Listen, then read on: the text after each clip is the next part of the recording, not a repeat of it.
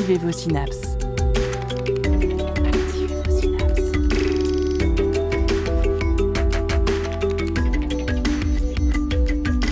Poussez la porte du Labo des Savoirs et entrez dans un monde de science et d'expérience. C'est le Labo des Savoirs.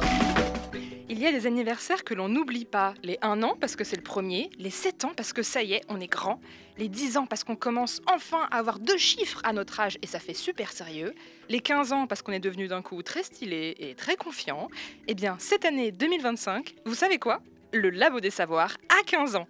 Alors on a invité tous les bénévoles en studio pour une méga émission nostalgie, love, témoignages et quiz. C'est parti pour cette émission spéciale, toujours activatrice de synapses, bien sûr.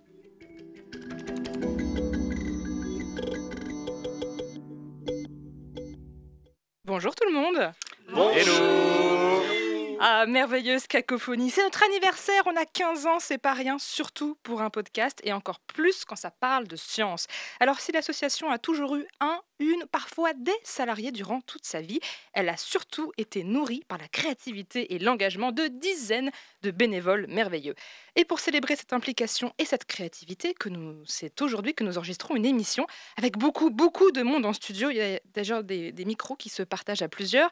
Alors je vais faire un petit tour de table en essayant d'oublier personne. Il y a Lila, Aurore, Julie, Pierre, Jérémy, Mohamed, Étienne, Valentin. J'ai oublié quelqu'un ? J'ai oublié personne ? Tout le monde est là ? On me fait signe que tout le monde est là, c'est merveilleux. Pour les auditeuristes pressés, n'oubliez pas de rester jusqu'à la fin de l'émission parce qu'on a 2 annonces importantes à vous faire, une surprise estivale et un rendez-vous très important à noter dans vos agendas. En attendant, c'est parti pour le quiz. Le son des sciences au Labo des Savoirs.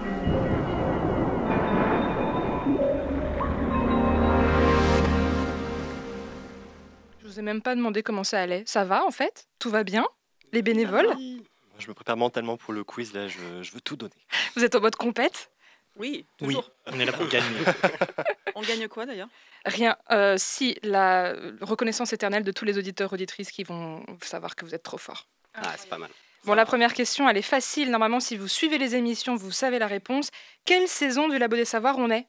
Sachant qu'une saison, ça va de septembre à juin. Là, on est en train de terminer quelle saison ? Oh, les regards que vous me faites. Je dirais la 17. 17 pour Jérémy. Est-ce qu'on dit plus ? Est-ce qu'on dit moins ? Je crois que c'est la 19, non ? Alors, Pierre est rendu à la 19e. Il y a un indice dans le titre, c'est les 15 ans J'ai du Labo aucune des idée, Savoirs. j'aurais tenté 15, mais... Ouais. Étienne tente 15. Pierre se frotte les yeux de désespoir. Aurore, t'as une tentative ? J'aurais dit 15 spontanément, mais je me dis que c'est sûrement une question piège. C'est un peu une question piège, puisque nous sommes en train de finir la 16e saison, puisque c'est la 15e année, avec 39 épisodes cette année. Ça nous amène bien à la saison 2009-2010 pour la première année de diffusion, et après quand on calcule, on arrive bien en 2025. Alors pour les nostalgiques d'ailleurs, sachez que tous les épisodes du Labo des Savoirs ont commencé à être mis en ligne sur les plateformes de podcast à partir de la saison 5, donc 2013-2014. Si vous voulez aller les écouter, c'est le moment. Bon, alors, vous n'avez pas été très bon sur la première question, mais c'est pas grave. Vous serez meilleur, je pense, sur ce petit tour de table, puisque vous êtes là, nombreux, chers bénévoles, et c'est l'heure de vous poser la question à 1000 francs. Depuis combien de temps vous êtes bénévole au Labo des Savoirs ? Racontez-moi. Étienne, commence, vas-y. Je vais commencer en tant que petit nouveau. Donc moi, je suis là depuis le début de l'année, à peu près, vers février, je pense. J'avais eu la chance d'être interviewé en tant que statisticien pendant ma thèse, et donc... J'avais trouvé l'émission cool et quand j'ai fini ma thèse, je me suis dit, participons. C'est comme ça qu'on les recrute, nos bénévoles, parmi nos interviews, ceux qu'on interviewe. Jérémy, toi, ça fait depuis le début de l'année que tu es bénévole ?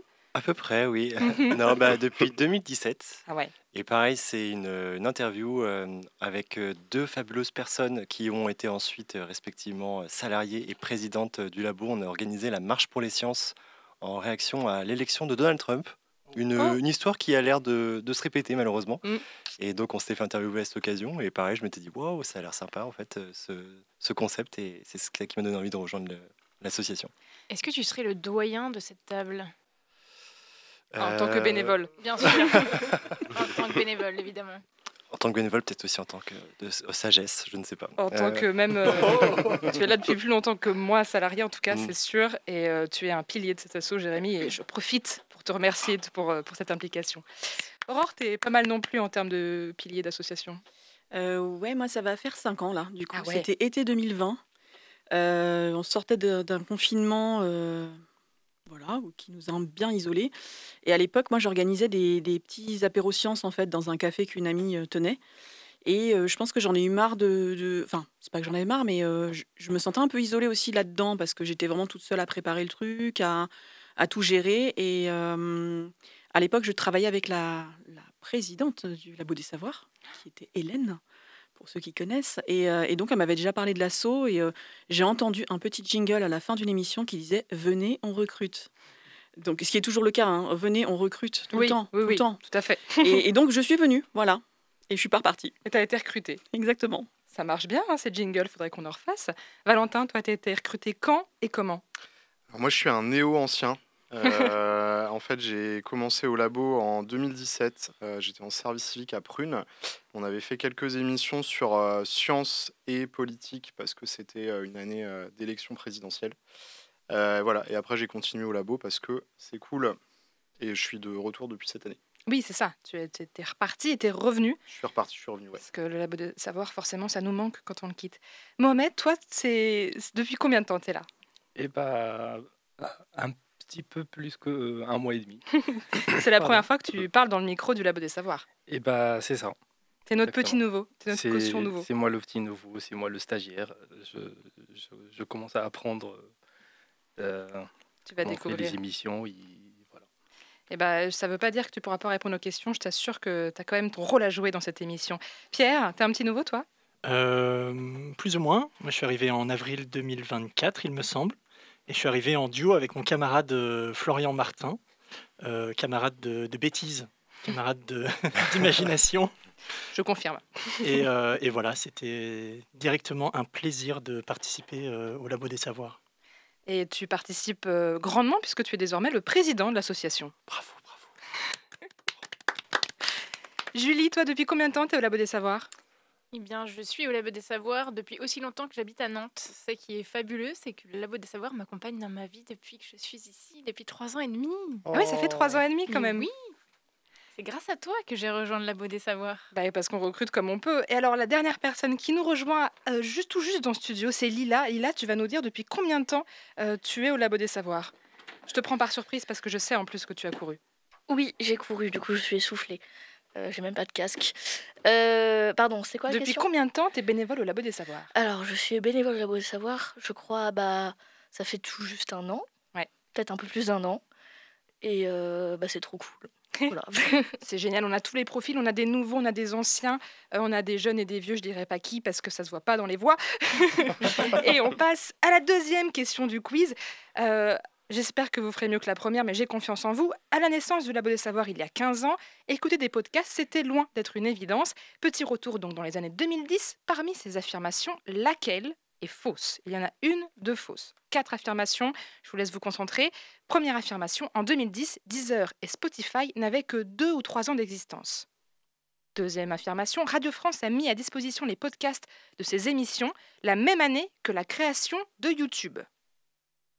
Voilà, je vous laisse réfléchir. Le Floodcast, podcast très connu avec Florent Bernard et Adrien Méniel, qui va nous quitter d'ailleurs, pas Adrien Méniel mais le Floodcast, et Hugo Décrypte, les deux, donc la chaîne d'information créée par Hugo Travers.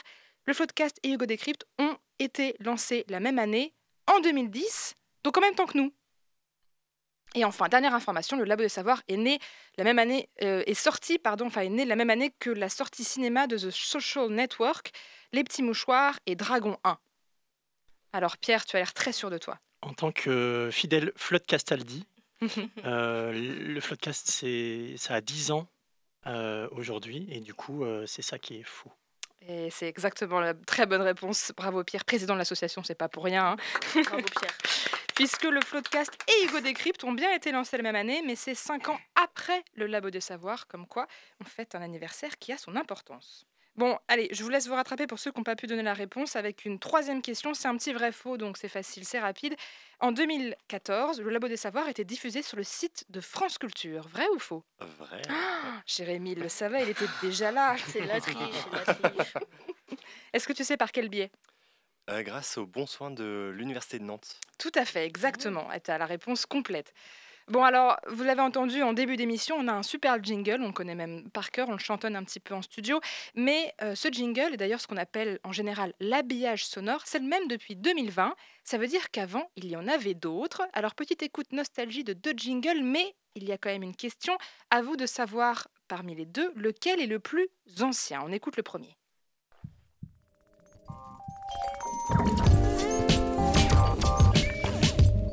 Activez vos synapses, poussez la porte du labo des savoirs et entrez dans un monde de science et d'expérience. C'est le labo des savoirs. Voilà pour le premier jingle. Je vous laisse réfléchir un petit peu avant d'envoyer le deuxième. Ça fait des petites têtes là. Oh là. Bon, moi, je me retire de cette question. Voilà, Jérémy, ne triche pas parce que tu sais déjà. Et on envoie le deuxième jingle. C'est parti.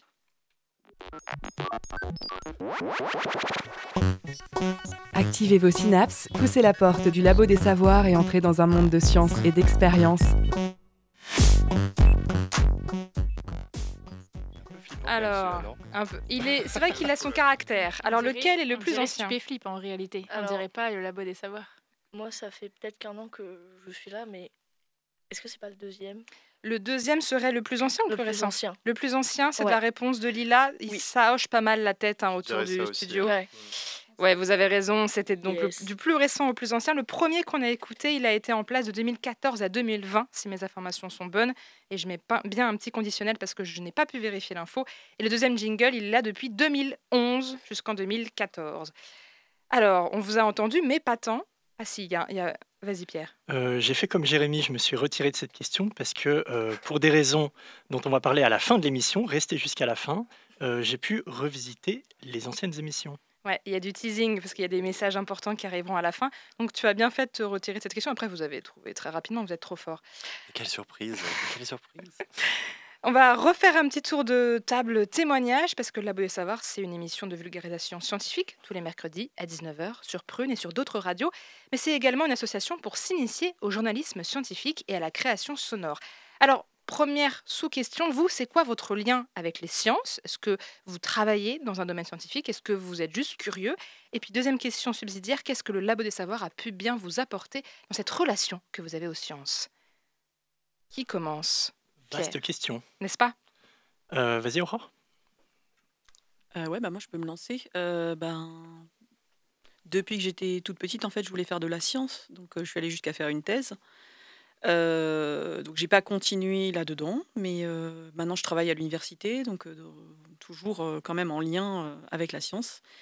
Et le Labo des Savoirs, ce que ça m'a apporté, c'est surtout du partage autour de la science et surtout de me rendre compte que je peux parler d'autres sujets que celui sur lequel j'ai fait ma thèse. En fait, on peut apprendre sur plein de sujets, même ceux avec lesquels on n'était pas familier.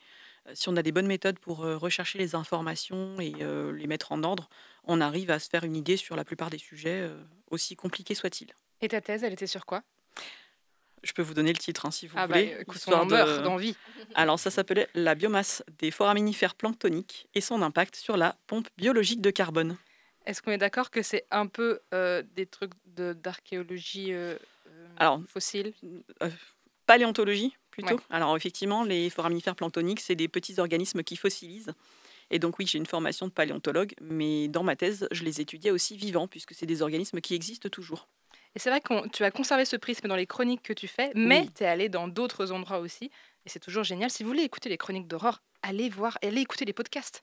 C'est juste parce que je suis très fainéante et que des fois, je fais des chroniques à la dernière minute et que c'est plus confortable, on va dire, d'aller sur des sujets que je connais un petit peu déjà. Vous saurez tout des coulisses de la création des chroniques du Labo des Savoirs. Étienne, toi, c'est quoi ta relation aux sciences? Je rebondis parce que c'est assez proche au final. Moi aussi, dans les sciences, j'ai fait une thèse très récemment, du coup, comme je le disais, et un peu le même apport du Labo des Savoirs avec le fait d'avoir énormément de sujets différents et d'avoir beaucoup de trucs grand public avec des sujets qui sont estampillés vraiment scientifiques et des trucs qui partent plus du prisme grand public et qui utilisent de la science. Et donc, ouais, assez intéressant de voir plein de choses. Et pour le coup, ça m'a pas mal intéressé de chercher dans des choses qui ne sont pas du tout mon domaine. Donc, ouais. Et est-ce que tu as des tips et astuces d'écriture de chroniques, de médiation scientifique que tu as retenues, que tu n'avais pas avant? Ouais, aussi. Ouais, ouais. C'est vrai que le fait d'écrire un peu la chronique, bah, je faisais déjà un peu de recherche bibliographique avec la thèse, mais le fait de trier, en gros, de rassembler les informations, d'enlever ce qui est moins intéressant et d'essayer de faire un truc avec des grands, 3-4 grands titres qui donnent le plus d'infos catchy possible, ouais, ça, c'est vrai que Ça ça aide. m'a apporté ça. Ouais. Lila, tu veux rebondir sur ce sujet? Oui, parce que du coup, après, il y a littéralement 2 personnes qui travaillent dans la science qui viennent de parler. Moi, je suis vraiment l'imposteur Pas du de tout. cette table. C'est faux. En fait, moi, j'ai toujours voulu être bon en sciences. Malheureusement, le sort a voulu... Non, pas malheureusement d'ailleurs, parce que c'est trop cool. Mais en gros, je suis plus douée la littérature, tout ce qui est un peu fantaisiste, tout ça. Par contre, la science-fiction, l'espace, le cinéma d'horreur basé sur la science, la cosmic horror, tout ça, c'est des trucs qui me fascinent depuis que je suis née, en fait. Et en fait, j'ai toujours eu un peu ce regret de ne pas me pencher un peu plus sur des sujets, on va dire, un peu plus réels, parce que j'ai du mal à les comprendre, on va pas se mentir. Mais quand tu le fais avec ce prisme de la science-fiction notamment, c'est mais de la ça. culture littéraire, et tu le fais Exactement. très bien. Et du coup, en gros, moi, je me penche sur la science par le biais de la fiction. Et en fait, j'adore ça. Et honnêtement, déjà, le labo de savoir, ça m'a permis d'écrire plein de trucs que je kiffe et d'apprendre à faire du montage. Il y a plein de trucs que j'aurais sûrement eu la flemme de faire par moi-même si j'étais pas entrée au labo des savoirs. La preuve qu'on peut ne pas être scientifique et être quand même bénévole au labo. Alors j'ai vu Oui, j'ajoute Pierre. juste que c'est un apport qui est très important, je trouve. Cet apport dans la culture populaire, la science, on la manie pas forcément que dans les laboratoires. Tout à fait. Ouais, dans les deux cas d'ailleurs, à la fois pour avoir une vision de non-scientifique, pour se rendre compte des trucs qui sont du jargon scientifique, mais aussi même la science-fiction, ça a pu apporter à la science plusieurs fois en donnant des idées finalement de gens qui avaient des notions calculatoires derrière et qui sont partis d'idées un peu larges de et si ça fonctionnait comme ça. Moi, j'ai vraiment juste une vision de kiffeur sur la science. J'adore la science, je comprends rien, mais on est là, en tout cas. Et si vous voulez kiffer, n'hésitez pas d'ailleurs à écouter les émissions utopiales qui sont souvent axées science-fiction et qui nous permettent de voir un petit peu ce mélange entre la science, la fiction, la littérature et les sciences humaines. Julie, tu voulais rajouter quelque chose? Oui, c'était un peu en lien avec ce qui vient d'être dit. Et moi, ce que j'ai apprécié, et ce que j'apprécie toujours d'ailleurs au Labo des Savoirs, c'est que ça m'a aussi permis de mener des émissions sur les sciences appliquées, en fait. Et pas forcément de vulgariser que des sciences fondamentales ou théoriques. Et ça, je trouve ça génial, parce que c'est des choses que j'avais pas l'habitude de faire. Et une autre chose que je retiendrai de l'exercice radiophonique, c'est vraiment la théâtralisation des propos. Parce que autant j'avais déjà l'habitude de faire de la vulgarisation, donc il y a des réflexes que j'avais déjà, mais mettre l'emphase, voilà, faire des pauses, etc. Tout ce que Sophie nous donne comme conseil finalement. Merci Sophie. De surjouer un peu. Exactement, surjouer. Je pense que c'est hyper utile. C'est des choses qu'on peut garder même en dehors, en fait, quand on parle voilà, devant des publics de manière générale, pour un peu attirer mieux l'attention. Donc voilà. C'est un très bon conseil de surjouer et d'être très investi à l'oral dans ces textes, parce qu'écrire pour les textes et écrire pour la radio, c'est pas la même chose. Et mettre de l'intention dans quelque chose quand on parle, ça permet de mieux la retenir et de mieux la transmettre. Jérémy, tu voulais ajouter quelque chose également? Je voulais compléter sur la forme. C'est vrai que moi, ça m'a beaucoup aidé à travailler la synthèse, comment articuler différentes idées, différentes sources entre elles. Et ça a pu m'être utile dans d'autres projets associatifs ou au boulot quand il faut, par exemple, animer une discussion entre plusieurs personnes qui ont une position un peu d'expertise. Comment laisser de la place à chacune et aider tout le monde en fait à donner sa contribution sans que ce soit juste une répétition des mêmes choses. Donc ça, ouais, ce travail-là, c'était vraiment... je pense que c'est un contexte très efficace en fait pour le bosser.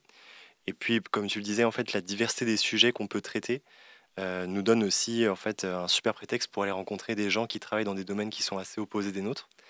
Et donc moi voilà, j'ai adoré aussi de plus en plus en prenant mes aises dans le studio aller vers des sujets complètement improbables ou très éloignés de ce que je savais faire initialement.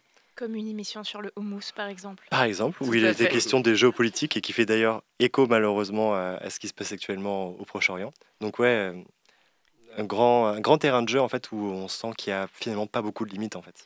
Et tu as fait des super émissions. Alors, celles que j'ai en tête, elles sont très récentes. Il y en a plein d'autres, mais tu en as fait une, par exemple, sur l'autophotochimie. Tu en as fait une sur le devenir des résidus végétaux. Les labels dans l'agriculture, Les labels dans le l'agriculture et mérite aussi l'agriculture. avec ma comparse Julie. Et donc, ouais, c'est vrai que c'est des émissions avec des thèmes très différents, mais qui permettent d'aller très loin quand même sur des sujets auxquels on ne pense pas toujours.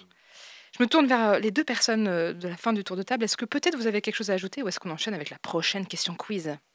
Non, moi, je suis Valentin. d'accord avec tout ce qui a été dit. Moi, j'ai une formation en sciences humaines et sociales, et en fait, j'ai arrêté les sciences hors sciences humaines et sociales en première, et je trouvais ça vraiment cool d'investiguer plein de domaines en fait que je connaissais pas. Ça a été vraiment hyper bénéfique. Mohamed? Et ben, moi, j'ajouterais que moi aussi, j'ai pas une thèse, si ça peut réconforter certains qui ont le sentiment d'être imposteurs. Voilà. Tu n'as pas de thèse, mais tu es quand même curieux des sciences. Oui, et d'ailleurs, j'aime beaucoup, je trouve ça incroyable, les émissions qui sortent, que sortent le labo du savoir. Sortir cette quantité d'informations, des dialogues qu'on a avec les invités et les recherches qu'on fait, il y a de la qualité. Et bien, bientôt, tu feras partie de ces émissions très, très vite. Pierre, tu voulais dire quelque chose? Il n'y a pas d'imposteur ici, on n'est pas dans Among Us. C'était la contribution jeux vidéo, ce qui m'amène à une nouvelle question quiz avant de faire une première pause musicale, parce qu'il commence à faire chaud dans ce studio, donc on va aller s'aérer pendant quelques minutes. Mais avant, une étude menée sur plus de 2000 Français, représentatifs de la population, bien sûr, a permis de tirer quelques statistiques de l'écoute de podcasts en France en 2024. Alors, à votre avis, quelles sont les 3 thématiques qui intéressent le plus les Français dans le podcast? Aurore, tu as l'air très sûre de toi. J'en ai une, je pense que c'est le true crime. Le true crime, donc Ouais. les histoires, la narration. Truc enquête. C'est pas dans les 3 premières. L'actu. Alors, il y a Actu du côté de Jérémy, qui est une bonne réponse, c'est la 2e place. Actualité et news. Alors, est-ce que vous avez une idée de la première place? Lila? Je dirais les trucs en rapport avec le militantisme politique. Ce serait tellement beau. Ce serait super. Je pense dans un monde idéal, mais non. Ok. Peut-être Eh ben, l'humour, tout ce qui est chronique d'humoriste sur Inter par exemple. Alors, humour, humoriste et divertissement, c'est la 5e place. Ah, j'allais dire musique, ça va dedans aussi. Musique, 4e place. Il nous manque la première et la 3e. Mais musique et humour sont dedans. Mais du coup, les sciences? Eh bien, les sciences sont hélas à la 8e position. Quel C'est dommage. terrible. C'est pour ça que nous faisons de la résistance à la Voix des Savoirs. On parlera des sciences, quoi qu'il advienne. Est-ce que vous donnez votre langue au chat ou est-ce qu'il y a encore des tentatives? Pierre? On a dit la culture. On n'a pas dit la culture, mais culture générale, c'est bien la première place. Ce qui est très Ah. global, je vous l'accorde. Culture Ouais. générale, ça peut vouloir Très dire vaste. beaucoup de choses. Et alors la 3e place, on a parlé de musique, on a parlé de divertissement. Il y avait aussi société et voyage en 7e place. Qu'est-ce que pourrait être cette 3e place qui n'a pas été citée? L'infotrafic. Non, et d'ailleurs, c'est La pas tant météo. réécouté que ça. Mais tout ce qui est développement personnel? Non plus. On est sur une matière académique, enseignée au lycée et au collège. Philosophie. Histoire. Histoire, Lila, très bonne réponse. C'est l'histoire qui captive et fascine les Français en 3e place. Bravo pour cette réponse. Alors, avant d'écouter Memory of All Day de Mr. Kids, je vous lance tout de suite la prochaine question tour de table pour que ça mouline pendant la musique. C'est quoi votre souvenir préféré du Labo des Savoirs? En attendant, on écoute.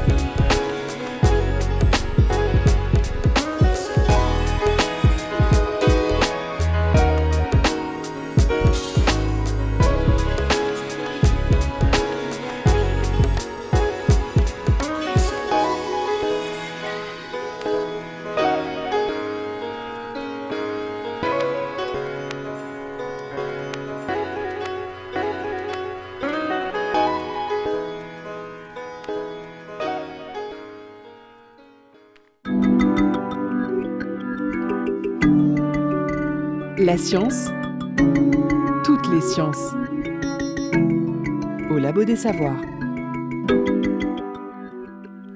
C'était Memory of Old Days de l'article russe Mr. Kids, en espérant que j'ai bien traduit l'alphabet cyrillique. Et nous sommes de retour en plateau pour cette émission anniversaire, parce que oui, le Labo des Savoirs fête ses 15 ans, on est grand, on est beau. Et nous nous sommes quittés avec cette question: votre souvenir préféré du Labo des Savoirs, c'est quoi? Alors, je ne sais pas si vous avez le temps d'y réfléchir, parce qu'on a couru pour se rafraîchir en moins de 2 minutes. Mais Étienne, tu as l'air très sûr de toi, vas-y. Je vais commencer. Vu que j'ai pas énormément de temps dans le Labo des Savoirs, ça va plus vite à trier. De manière générale, je pense l'opportunité de pouvoir préparer des chroniques, de pouvoir parler de sujets, de s'intéresser à des choses. Et en particulier, j'ai beaucoup aimé le lien avec l'association VLIP, où on avait fait sur les biais, en particulier algorithmiques, où il y avait une émission Twitch et à la radio, etc. Et je trouve ça vraiment bien que ça puisse rassembler en plus les associations, faire des... C'était avec Prune, mais on les aime. Non, mais avec Prune en général et avec l'association VLIP aussi okay. pour la vidéo et le Twitch. Donc ouais. Lila, en plus VLIP, tu connais? Oui, en plus le VLIP, j'en fais partie, même si ça fait un moment que j'ai pas fait des trucs avec eux. Et moi, mon meilleur souvenir, c'est un truc très concret. C'était les dernières Utopiales. Alors, faut savoir, pendant les Utopiales, je me suis pété la cheville. Du coup, je suis venue aux Utopiales en béquille, parce que je suis un vrai kiffeur de science-fiction. Et je me suis dit, mes os décalés ne m'arrêteront pas, en fait. Voilà. Du coup, j'ai quand même préparé une chronique. En plus, j'ai préparé une chronique sur le transhumanisme, donc l'augmentation du corps par la science. Et voilà, je trouve ça assez drôle. Me débarquer en béquille avec un énorme plâtre et parler de prothèses mécaniques et tout. Et à cette émission des Utopiales, il y avait un de mes youtubeurs préférés, qui est Al236, qui a complimenté mon travail. Personne ne peut me toucher. Voilà, il a écouté ma chronique et il est venu après me féliciter. Je lui ai parlé du fait que j'avais des projets YouTube et tout. Il m'a donné son numéro. Il m'a dit: si jamais tu as besoin de conseils, de matériel, moi je suis dispo. J'adore ce que tu fais. Donc voilà, plus personne ne peut me toucher. Je suis au-dessus. Et on le salue parce que c'était super cette émission du Labo des Savoirs. Trop avec bien, lui. Un de mes meilleurs souvenirs, alors que j'avais quand même la cheville dans le plâtre. Mais, oui, tu as bien galéré à te déplacer, mais tu étais là, présent, sur la scène du café qui est juste à côté de la Cité des Congrès, et on a fait l'émission. Il y avait quand même pas mal de monde. C'est vrai qu'il y avait beaucoup de monde, ça marche, on fait de plus en plus, on fait chaque année une émission aux Utopiales de Nantes, et il y a du public qui vient nous voir, et c'est toujours super agréable d'être en public. Est-ce qu'il y a d'autres souvenirs, meilleurs souvenirs, Aurore? Eh ben j'enchaîne. Alors moi j'en ai 2, mais qui sont très liés. Donc j'ai fait des études en sciences, du coup j'ai forcément côtoyé des gens qui ont fait des études en sciences, et j'ai des copines trop stylées. Et du coup, il y en a déjà 2 que j'ai interviewées, et ça, je trouve vraiment trop cool. Donc la toute première année où j'étais là, il y a eu, je sais pas, un robot qui a atterri sur Mars. Et moi, j'ai une copine qui travaille pour... en gros, elle aide à choisir les sites d'atterrissage des robots sur Mars et sur la Lune. Et donc, j'ai fait une petite chronique mini-interview, donc ça, c'était trop stylé. Et du coup, j'ai fait une autre émission, j'ai une autre copine qui travaille sur l'alimentation de Néandertal. Et on a fait toute une émission qui s'appelle À table avec nos ancêtres, si je me rappelle bien, qu'on a rediffusée il n'y a pas très longtemps. Tout à fait. Qui a fait des super scores d'écoute. Et elle m'a dit que ça avait un peu changé sa vie, puisque derrière, elle a fait plein de trucs cool scientifiquement. Et je crois que c'est hier qu'elle passait à la Terre au carré. Voilà. Waouh. Bah oui, parce un que... peu grâce à ça. Mais on a la chance d'être proche des chercheurs et chercheuses, en tout cas du territoire. Et donc, quand ils passent dans notre émission, on est super contents. Bon, elle est à Toulouse. Mais... Ah oui, c'est vrai qu'elle est... Bah, mais bien, ouais. Voilà. Mais on peut quand même mettre en avant des recherches. Et puis, après, il y a d'autres médias souvent plus gros que nous, ce qui n'est pas très difficile, genre France Inter, qui nous écoutent et qui se disent « Mais ils ont une super personne en plateau ». Et donc, après, ça permet aussi de rendre visibles les recherches que font les scientifiques. Exactement. Donc, allez écouter l'émission À table avec nos ancêtres et allez écouter La Terre au carré. Voilà. Je ne l'ai pas encore écouté, mais ça ne va pas tarder. Mais on le notera. En tout cas, moi, je me le mets dans les choses à écouter après le Labo des Savoirs. Est-ce qu'il y a d'autres meilleurs souvenirs dans l'association, Mohamed? Eh ben, moi, c'était un souvenir en tant qu'auditeur. C'était l'épisode sur l'éco-acoustique. Il y avait mon professeur qui était invité et qui a parlé de certaines études dans lesquelles j'ai un tout petit peu contribué des années plus tôt, et c'était très satisfaisant d'entendre et d'apprendre que des contributions comme ça, ça ne meurt pas. Non, ça ne meurt pas et on en parle. C'était Vincent Nostalen, ton Exactement. professeur? Tout à fait. On le salue également. Julie? Je pense que je vais être pas très originale, mais le souvenir le plus marquant que j'ai, c'est le souvenir de ma première chronique enregistrée en plateau studio. C'était sur l'intelligence, et donc j'avais fait une chronique sur l'intelligence chez les humains. Et c'était vraiment incroyable. Enfin, voilà, j'avais adoré, j'avais passé tellement de temps à faire cette chronique. Maintenant, je prends moins de temps, même si c'est toujours aussi qualitatif, évidemment. C'est que tu as pris l'habitude voilà. aussi. Et je pense que voilà, ma première chronique, et quand j'ai fait ma première émission, c'était sur les psychédéliques. Donc pareil, gros kiff de mener les choses de A à Z, d'interroger les chercheurs, chercheuses, et de croiser du coup des disciplines en l'occurrence. Donc voilà. C'était ta première émission et elle a fait un score d'écoute complètement dingue sur YouTube. Elle est encore une de nos vidéos les plus vues sur la chaîne YouTube, car oui, nous avons une chaîne YouTube où on rebascule les podcasts. N'hésitez pas à y faire un tour si vous êtes curieux. Donc félicitations pour cette première émission. Psychédélique en santé mentale, voilà. Est-ce qu'il y a d'autres souvenirs à partager à ce studio? Jérémy me regarde avec des yeux ardents. Il y a plein de choses qui me sont passées en tête, c'est difficile de choisir. Je me souviens avoir animé un premier magazine avec Dounia, on était en direct, c'était un peu l'émission de la loose parce que fin de saison, plein d'annulations et on avait monté ça à l'arrache et c'était très chouette. J'ai aussi interviewé des amis, des anciens étudiants. J'ai aussi fait une chronique avec mon amoureuse où elle a bien voulu jouer le rôle d'un oursin chauffeur de bus. Bisous Floriane. Mais je pense que le souvenir qui m'a le plus marqué récemment, en tout cas là où je me suis peut-être mis le plus en danger, c'est quand j'ai essayé de faire un slam en direct, en studio, enfin en direct, en tout cas en live en studio, qui parlait des travaux d'un designer anglais, Thomas Strait, qui avait voulu devenir une chèvre et qui donc s'était construit un exosquelette de chèvre et c'était avait beaucoup de travail finalement le côté, je sais pas si on peut parler ça d'anthropologie des chèvres, chèvreau, C'est de l'éthologie du coup. C'est tellement simple. Avec Julie, merci. Et voilà, qui avait voulu comprendre en fait, voilà, comment est-ce qu'on pouvait en avoir marre de l'humanité et chercher à migrer vers une autre espèce. Et c'était, je me souviens que j'avais vraiment eu le petit coup de stress comme j'avais jamais eu au moment d'enregistrer ça. Un slam de chèvre de Jérémy qui est bien sûr disponible sur les plateformes de podcast. Est-ce que tu te souviens de l'émission dans laquelle ça a été enregistré? Les animaux chelous, animés par Mélissa. Ila, tu t'en souvenais aussi? Ah oui, tu nous as parlé du narval. Oui, je m'en souvenais parce que justement c'était ma première chronique au Labo des Savoirs. Grand moment. Du coup, c'était grave cool. Surtout que les gens ne se souviennent probablement pas, mais avant je n'avais pas confiance en mon style d'écriture, hein, même si j'écrivais depuis un moment. Ça faisait un moment que je n'avais pas fait. Je ne savais pas si j'allais réussir à parler dans un micro. Mais vous avez tous été trop gentils. Du coup, ça m'a grave encouragée. Puis tu as vu Jérémy faire un slam sur le En plus, squelette des chèvres. disons que j'étais OK. Et on est dans ce genre d'ambiance, et c'est fantastique. On peut y aller, on peut foncer. Pierre? Moi, j'ai eu beaucoup de souvenirs différents, mais du coup, je vais m'ancrer juste sur la réalisation de l'émission sur le racisme scientifique. Je passe un special shout-out à Shaima et à Cécile, sans qui l'émission n'existerait pas. Et en fait, du coup, ça m'amène à me dire que c'est tous les rapports que j'ai eus avec les bénévoles de cette association. C'est ça mes plus beaux souvenirs. Il y a des cœurs en studio, c'est trop mignon. C'est vrai que c'est un moyen de rencontrer d'autres gens qui ont un intérêt dans les sciences, dans la vulgarisation, dans la radio et dans les bêtises. Les bêtises, a priori, vous savez déjà. Et donc, ça fait des super rencontres. Moi, en tant que salarié, j'ai l'immense privilège de pouvoir vous voir le plus régulièrement possible. Et c'est vrai que c'est trop bien. Et on salue d'ailleurs Dounia, qui est la deuxième salariée du labo, qui est la directrice du Labo des Savoirs, qui ne pouvait pas être là ce soir, mais on pense très fort à elle.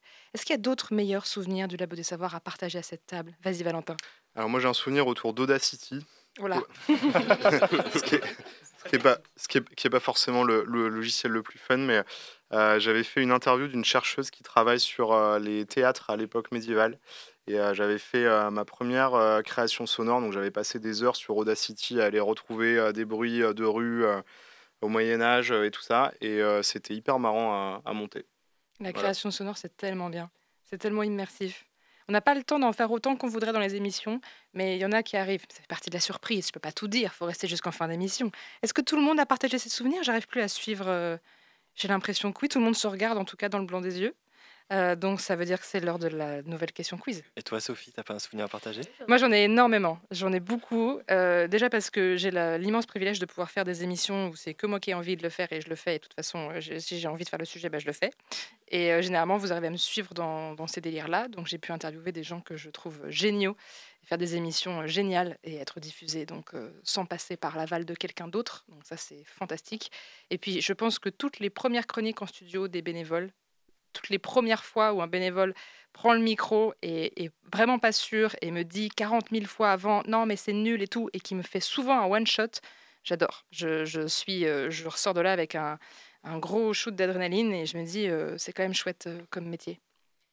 Juste pour rajouter quelque chose sur ce que fait Sophie, un autre souvenir marquant, mais du coup qui était lié, c'est l'organisation de la formation avec un comédien professionnel du coup pour travailler sur notre manière de faire des interviews. C'était incroyable, déjà parce que c'était une idée de génie, et qu'ensuite Guillaume, on le salue, est formidable, évidemment. Et je pense que c'était un réel exercice bienvenu pour les personnes qui n'étaient pas forcément à l'aise avec l'exercice. Et donc voilà.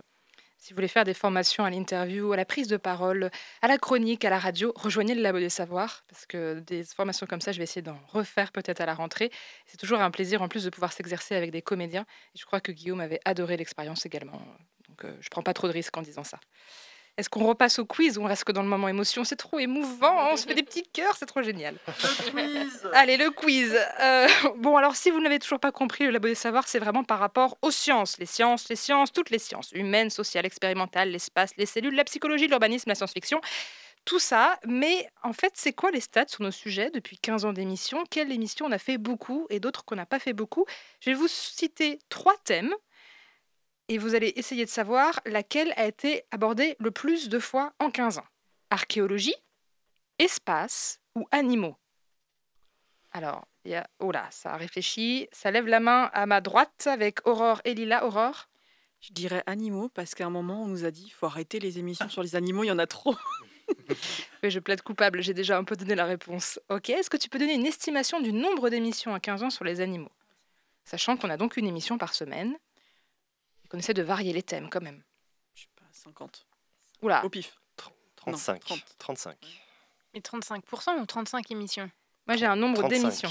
Ah oui. Sachant qu'on 35 fait, unités. on fait 30 à 40 émissions par an. Donc 35 émissions. Ouais, je pense qu'il y a un an d'animaux. Ouais. Un an d'animaux. Ah ouais. Alors, c'est effectivement beaucoup, mais c'est pas 35, c'est 12 émissions sur les animaux, ce qui est quand même pas mal. C'est vraiment beaucoup. Je vais pas tous les citer. Si, je vais tous les citer, Bah, parce c'est que pas je les beaucoup en ai. fait. Mais on aurait pu continuer à faire des émissions sur les animaux. Oui, Oui. Je comprends pas pourquoi on nous empêche en fait. Non, je rigole.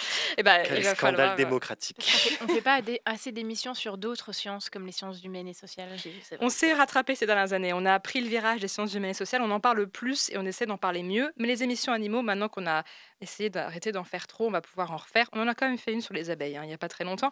Mais si je cite, il y a eu Animaux chelous en 2023, Le Blob en 2022, Sensibilité animale en 2018, L'expérimentation animale en 2014, donc là on remonte, Abeilles en 2025, c'est celle qui est passée il n'y a pas longtemps, La disparition des abeilles en 2018, Le Dauphin en 2023, Les fourmis en 2016, Le grand méchant loup breton en 2024, Les chiens, chats, poules et humains qui domestiquent qui en 2021 et La nuit des chauves-souris en 2015. Il m'en manque sûrement et mon décompte est sûrement pas tout à fait juste, mais bon, on en a quand même fait pas mal. Moi, j'avais souvenir d'une chouette émission sur les araignées aussi. Ah, peut-être araignée, mais Ouais. qui n'était pas encore, qui n'était pas accessible, parce que j'ai pas toutes les émissions accessibles les plus anciennes, hélas, je ne les ai pas.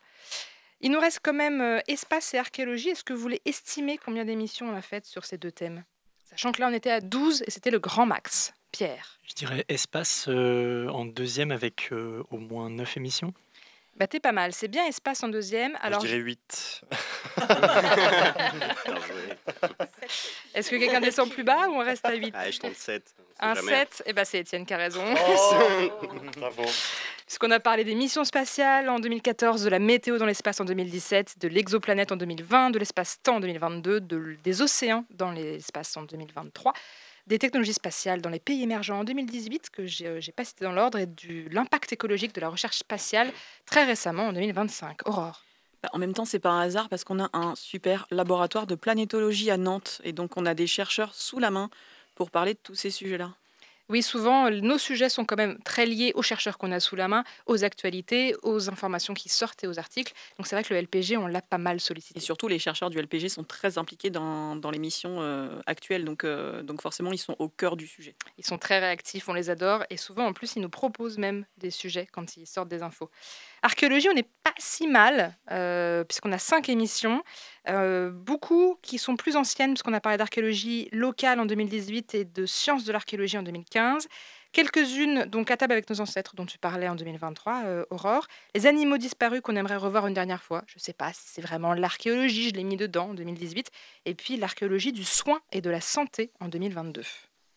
Je pense que tu peux rajouter aussi archéonumismatique, parce que moi, je m'en rappelle très bien de celle-là, j'avais bien aimé, contrairement à certains, parce que c'est pas un sujet qui intéresse tout le monde, mais c'était l'étude des pièces anciennes. Voilà. Tout à fait. Et d'ailleurs, j'étais à cette émission et j'ai oublié de la mettre. C'est dire que mes stats sont peut-être pas très très justes. Il va falloir revérifier. Et vu que tu parlais d'archéologie soin, on l'avait enregistré au chronographe. Et donc, c'est peut-être aussi l'occasion de faire un petit coucou à toutes les institutions de la ville de Nantes qui nous accueillent, que ce soit le château, le muséum, parce qu'on peut rencontrer un public très chouette et puis aussi avoir accès à des invités de marque.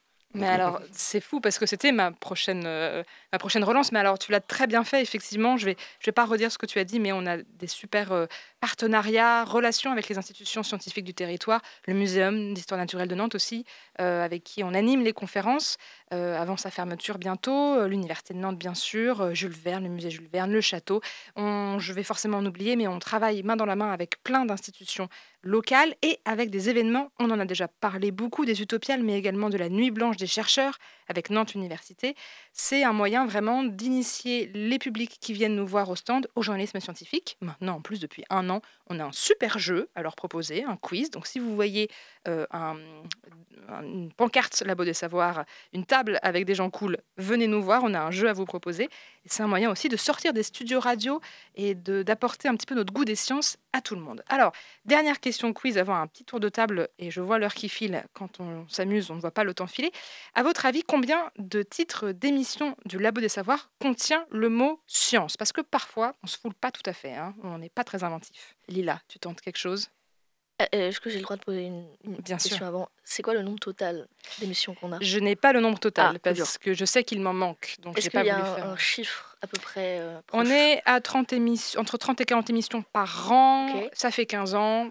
Depuis 15 ans, je pense au moins une quarantaine, au moins 1 an. L'équivalent d'1 an de... L'équivalent d'1 an d'émission. Ouais. On est un peu plus inventif que ça quand même. Mais bon, je dois avouer que Science Non, se mais- glisse Ah, facilement. 17. 17 pour Julie. On est quand même sur une quarantaine pour Lila. Chiffre intéressant. Est-ce qu'il y a d'autres tentatives d'estimation? 1000. 1000. Ça, c'était Pierre, on le remercie, président de l'association du Labo des Savoirs. Je le rappelle. Est-ce qu'il y a une Heureusement autre, qu'il n'est pas trésorier. est-ce qu'il y a une autre tentative? Jérémy, tu dirais quoi? Moi, j'avais dit 19 en même temps que Julie 17. Donc, 19. Valentin, tu aurais une estimation? Allez, je pars sur un petit 25. Un petit 25. Ok. Mohamed? Je dirais 5. 5. Et il faut de tout. Tout le monde a dit à peu près. Bon, allez, 30 pour être dans. Il y a eu un 30. Et Aurore, est-ce que tu termines? J'ai rien dit, mais je pourrais dire, ouais, je sais pas, une douzaine. Il y a quelqu'un qui a dit 12 déjà? Eh bien, la bonne réponse, à 2 près, c'est Étienne, avec 32 Encore émissions. Oh là Comptabilisées, là. en tout cas. Je Bravo tape à mon lui. dernier après. Et je vois le temps qui file, alors je me tourne vers une dernière, pas une dernière d'ailleurs, un tour de table. Si vous ne deviez garder qu'une seule émission du Labo des Savoirs, on en a cité plein là, une émission avec science ou non dedans, dans son titre d'ailleurs, ce serait laquelle, Julie?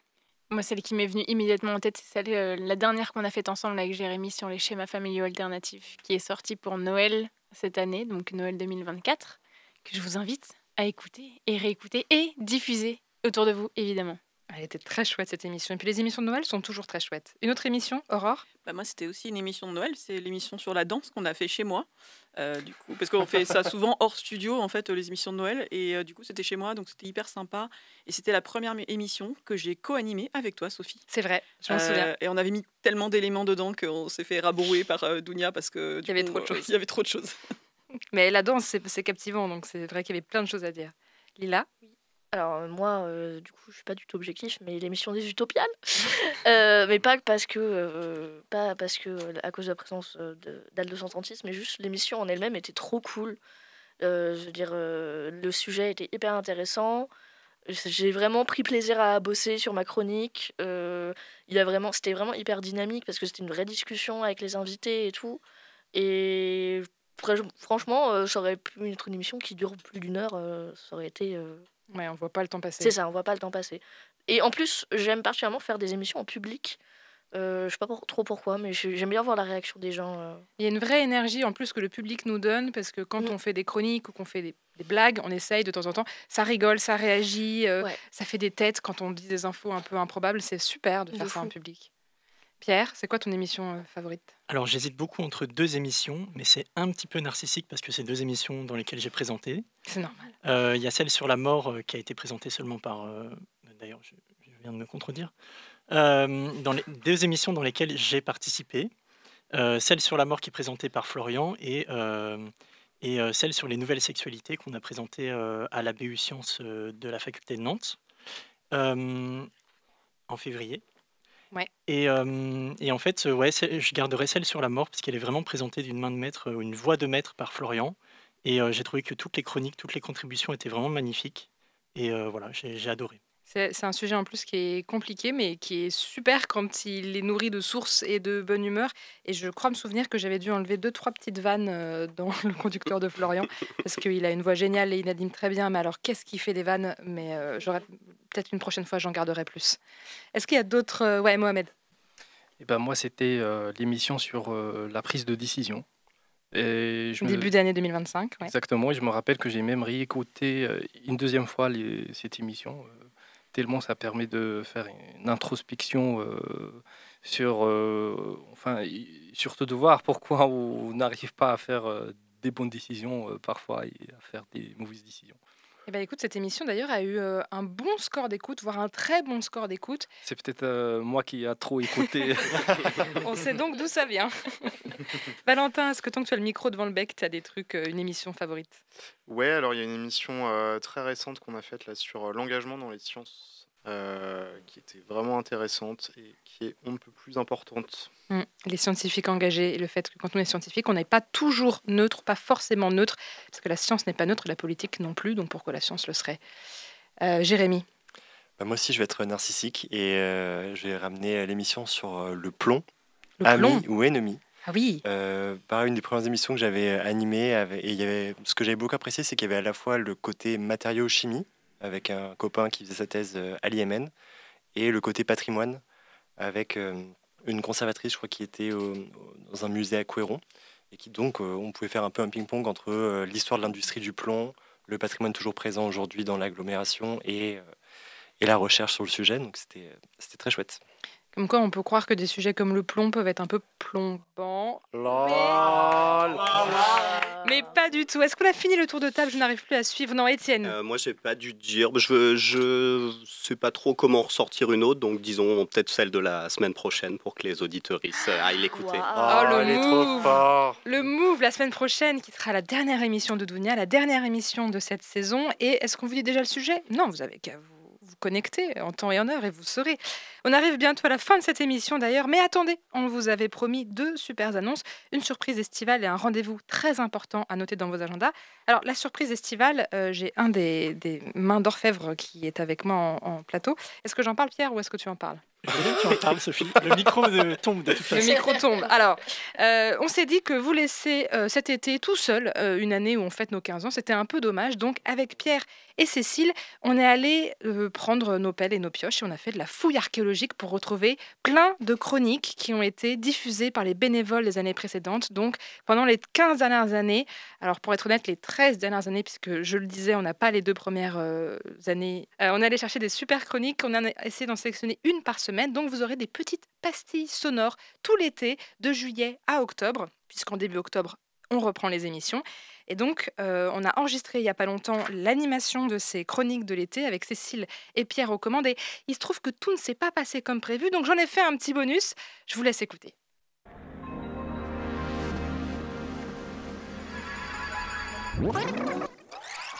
Toutes ces aventures, ça te dirait pas d'aller boire une bière? D'aller voir une pierre, d'aller boire une bière. Alors, c'est décidé, je vais faire une piste bonus. Je vais garder tous les meilleurs qu'il y a eu là. Non. Ok. Tu nous as emmenés... Tu nous as emmenés où aujourd'hui, Pierre? Trop bien. Cette semaine, on va en 2016. Attends, vraiment là, l'intention. Elle était voilà. Cette chronique est tirée de l'émission Fab Lab.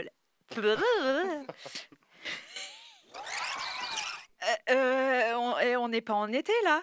On est à Halloween et regarde, on est entouré de mon...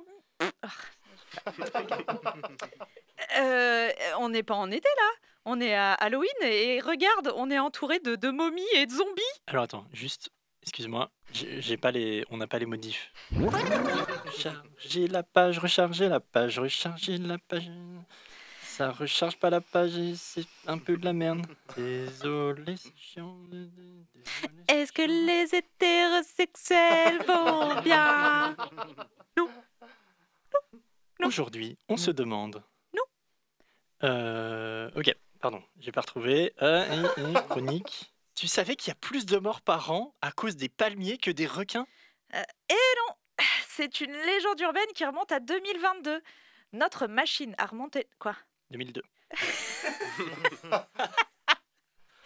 Ok.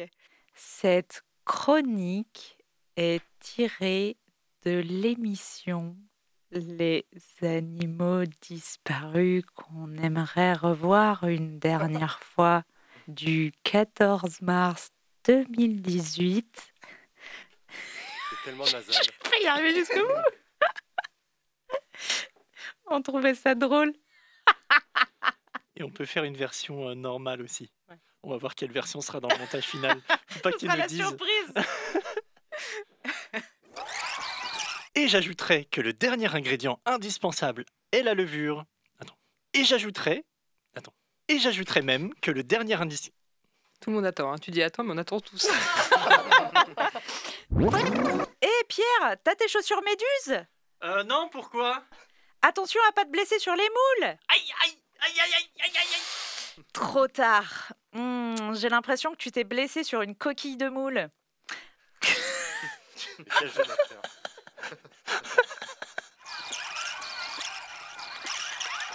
Hé Pierre, t'as tes chaussures méduses? Non, pourquoi? Attention à pas te blesser sur les moules. Aïe, aïe, aïe, aïe, aïe. Trop tard. J'ai l'impression que tu t'es blessé sur une coquille de moule. Ok. Alors, coquille de moule, tu peux ne pas le dire? Tu peux juste dire j'ai l'impression que tu t'es blessé. Mais oui, mais c'est ça que non. Oui. Trop tard. J'ai l'impression que tu t'es blessé sur une coquille de moule. En tout cas, on peut dire que t'as le sujet d'aujourd'hui dans la peau. Aurore va tout nous expliquer. Ça passe ou pas? C'est vraiment le craquage de fin de ça fin passe, de série. Franchement, ça passe. Merci à vous d'avoir Et voilà. On finit sur un prout de Cécile parce que c'est ça aussi le Labo des Savoirs. Beaucoup de joie, beaucoup de bonne ambiance entre les bénévoles pour des projets toujours plus sympas.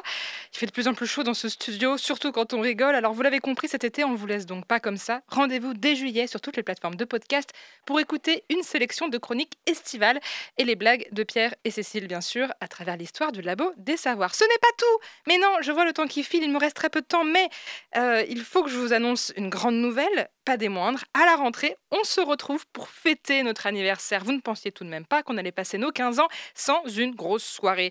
Donc rendez-vous le 27 septembre prochain au Grand Bain à Nantes. Notez la date, 27 septembre. C'est un événement gratuit et familial qui commencera en début d'après-midi et jusqu'au soir. Venez à la rencontre des bénévoles et des salariés, actuels ou passés, pour fêter nos 15 ans. On vous prépare un programme aux petits oignons, dont une émission spéciale 15 ans, avec cette fois les anciennes et anciens salariés. Vous avez noté 27 septembre prochain. Une dernière question, une dernière réaction, les bénévoles, avant qu'on clôture et qu'on envoie le jingle. Mais quelle nouvelle extraordinaire. On va laisser sur Jérémy.